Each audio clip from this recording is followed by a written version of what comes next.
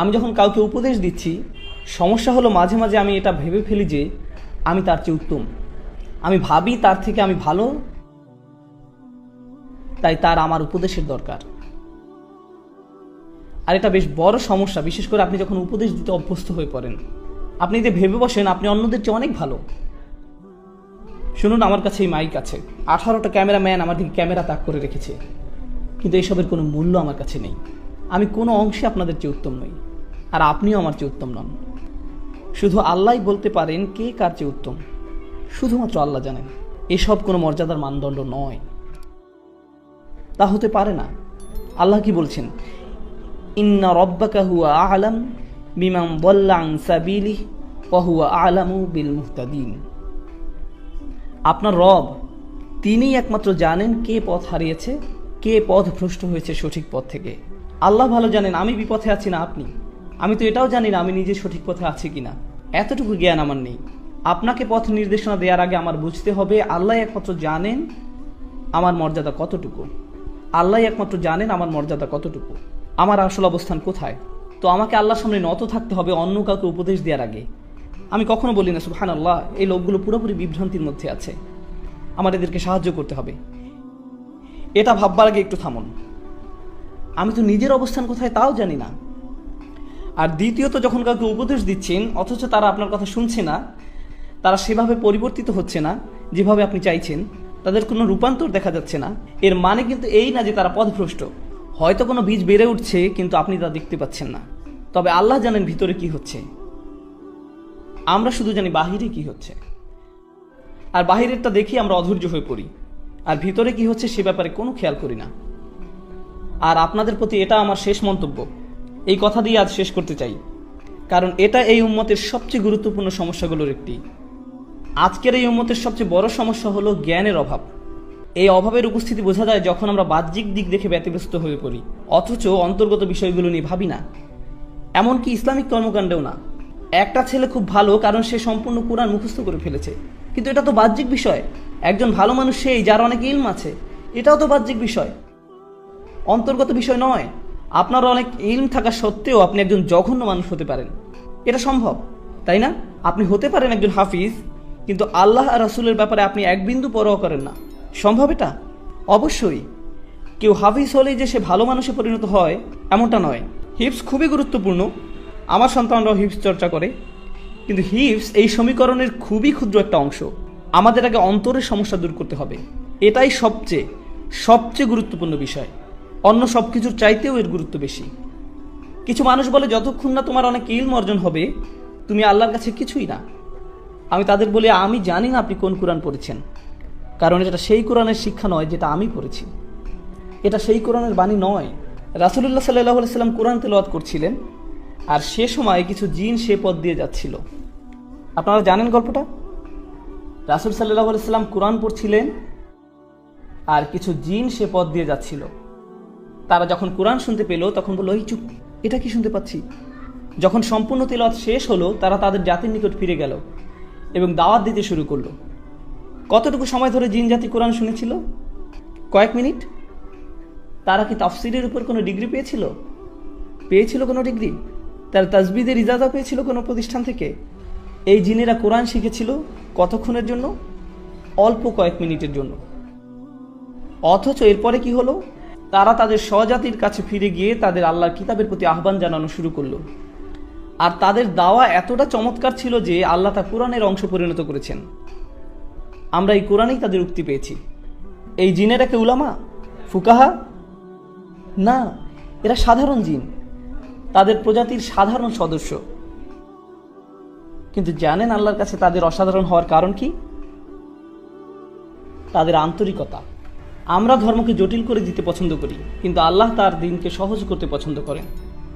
আল্লাহর দ্বীন জটিলতা মুক্ত, সুন্দর, এটা সাদাসিধা, এতটা সাদাসিধা যে একজন জিনও সেটা বুঝতে পারেন। অথচ তাদের কোনো পিএইচডি ডিগ্রি নেই, তবুও তারা বুঝতে পেরেছেন। আমরা সহজকে জটিল বানাতে পছন্দ করি। আমরা ইসলামের সবকিছু শিখতে চাই জটিল উপায়ে, আর আল্লাহ তা শিখাতে চান সহজ সরল উপায়ে। এটাই আল্লাহর প্রজ্ঞা, সহজ করে দেয়া। আমরা জটিলতা তৈরি করি।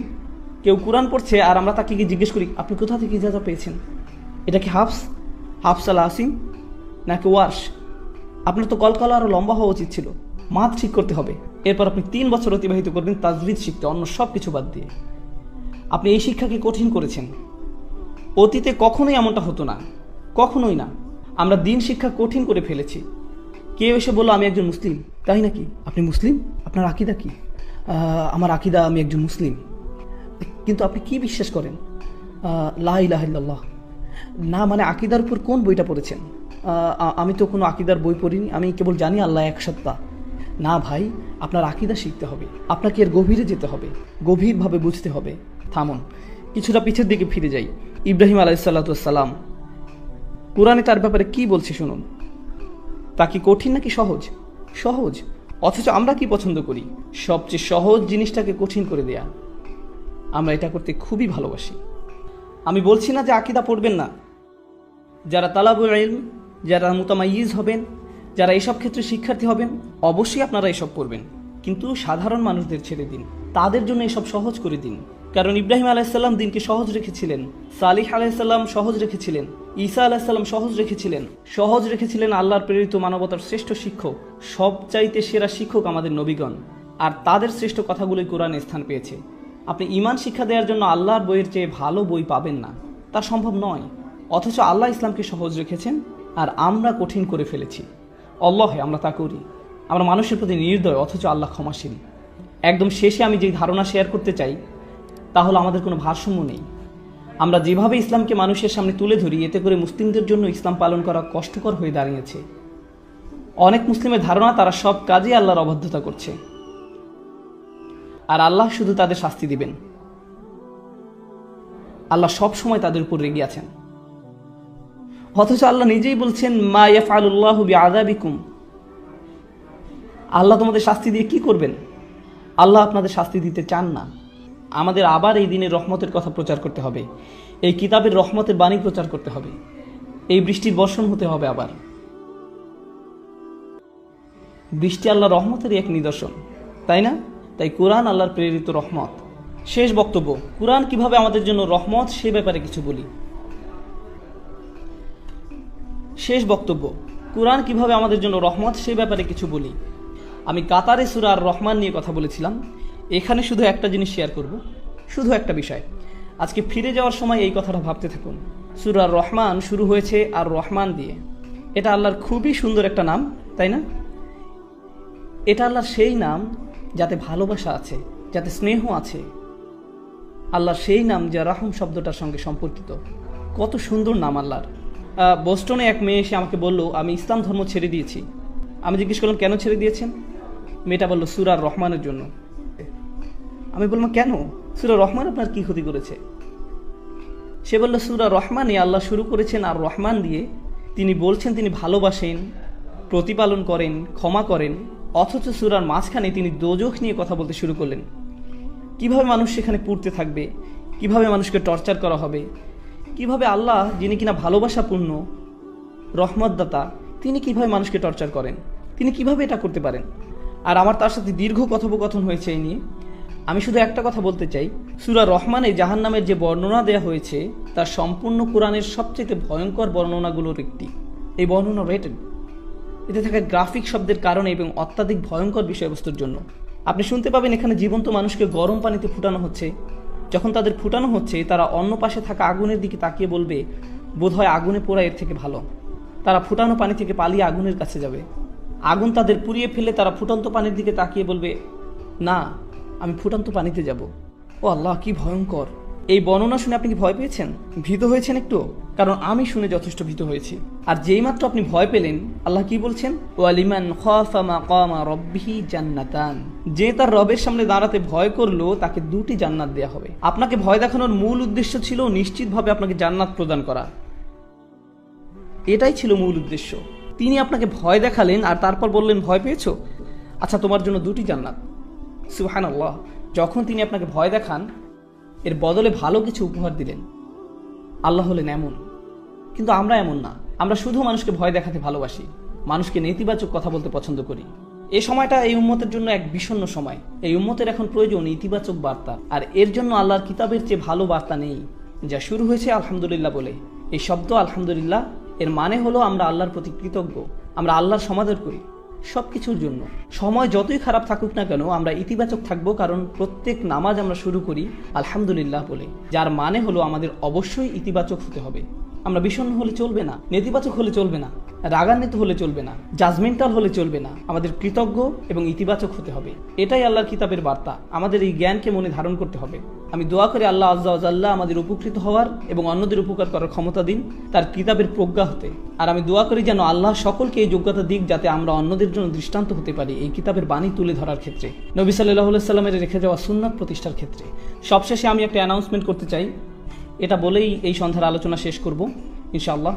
অ্যানাউন্সমেন্টটা হলো, আপনাদের মাঝে যারা আমার সাথে কোরআন শিখার ব্যাপারে আগ্রহী, আমি দুবাই সহজে আসতে পারবো না, আমি সহজে খালিজ আসতে পারবো না, আমি আমার বাচ্চাদের খুব মিস করি। আর আমার অনেকগুলো বাচ্চা, 6 জন, এটা অনেক। আমি জানি এখানে কেউ কেউ ভাবছেন হ্যাঁ আমার তো 12টা আছে, তবে আমার জন্য 6টা অনেক। আর আমেরিকাতে এটা বিশাল সংখ্যা। আমরা সবাই পার্কে গেলে মানুষ বলে সবগুলো আপনার বাচ্চা? হ্যাঁ সবগুলোই আমার। আপনার তো একা একটা গোষ্ঠী। আমি বলে হ্যাঁ আমার ভাই। তো আমি আমার সন্তানদের খুব মিস করি, তাই বাসায় থাকতে চাই, আমি বাসায় থেকেই কাজ করতে চাই। তবে এর মানে এই না যে আমি আপনাদের কোনো উপকারে আসবো না। আপনি যদি আমার কোনো কাজ থেকে উপকার পেয়ে থাকেন, তা সম্ভব হয়েছে কারণ বেশিরভাগ জিনিসই যা আপনি আমাকে করতে দেখেছেন তা এখানে হয়নি। আমি কাজটা করেছি টেক্সাসে বসে, আর সেখান থেকে আপনাদের দ্বারে পৌঁছাতে চেষ্টা করেছি। আমি এটাই করতে চেয়েছি। আমি 2টি কোর্সের কথা বলবো, বিশেষ করে এখানে থাকা তরুণদের জন্য আমি 2টা কোর্সের সুপারিশ করব। আপনি যদি আমার কাছে এই 2টি কোর্স স্টাডি করেন তাহলে এটা আপনার কোরআন বোঝার ক্ষেত্রে একটা সুন্দর সূচনা তৈরি করে দিবে। শুধু এই 2টি কোর্স। প্রথম কোর্সটা হলো ডিভাইন স্পিচ। এটা ইউটিউবে নেই, ইউটিউবে 1-2টা ভিডিও থাকতে পারে এ সম্বন্ধে, তবে সম্পূর্ণ কোর্সের নাম ডিভাইন স্পিচ। দ্বিতীয় কোর্স হলো কোরআন ফর ইয়াং অ্যাডাল্টস। প্রথম কোর্স কী ছিল? Divine speech. দ্বিতীয় course Quran for young adults. আমি এই 2টি কোর্স করার পরামর্শ দিচ্ছি, বিশেষ করে এখানে অল্প বয়স্ক যারা আছে তাদেরকে। যেসব পরিবারে যাদের বাচ্চা 10-12 বছর বয়সের, তারা এই 2টি কোর্সই শুরু করতে পারবে। পরিবারের সকলে মিলে কোর্সটা করুন, একটা মজবুত ভিত তৈরি করে দিবে কোরআন শিক্ষায় প্রবেশের আগে ইনশাআল্লাহ। কারণ আপনার একটা ছোটোখাটো সূচনা দরকার গভীরে যাওয়ার আগে। এটাই হলো ডিভাইন স্পিচ আর কোরআন ফর ইয়াং অ্যাডাল্টস এর উদ্দেশ্য। আমি একটু বলে দিই ডিভাইন স্পিচে কী নিয়ে কথা বলা হয়। মানুষ জিজ্ঞেস করে আল্লাহ কোরআনে নিজেকে আমরা বলে সম্বোধন করেন কেন? জিজ্ঞেস করে কোরআনের সূরাগুলো ভিন্ন ভিন্ন অর্ডারে সাজানো কেন? জিজ্ঞেস করে কোরআনের বিষয়বস্তু ঘন ঘন পরিবর্তিত হয়ে যায় কেন? সবাই যখন এসব প্রশ্ন করে, আমি সকল প্রশ্নকে একত্রিত করে সবগুলোর উত্তর দেওয়ার চেষ্টা করেছি, যাতে আপনার আরও ভালো ধারণা সৃষ্টি হয় যখন আপনি কোরআন পড়ছেন এই বইয়ের বিশেষত্ব নিয়ে, এবং যাতে সঠিকভাবে মূল্যায়ন করতে পারেন। এই 2টি কোর্স অনলাইনে পাবেন। আপনি যদি বাইয়ানার বানান না জেনে থাকেন তবে ইস্তেগফার করুন, 2 রাকাত নামাজ পড়ুন, এরপর উট কুরবানি দিন, ঠিক আছে?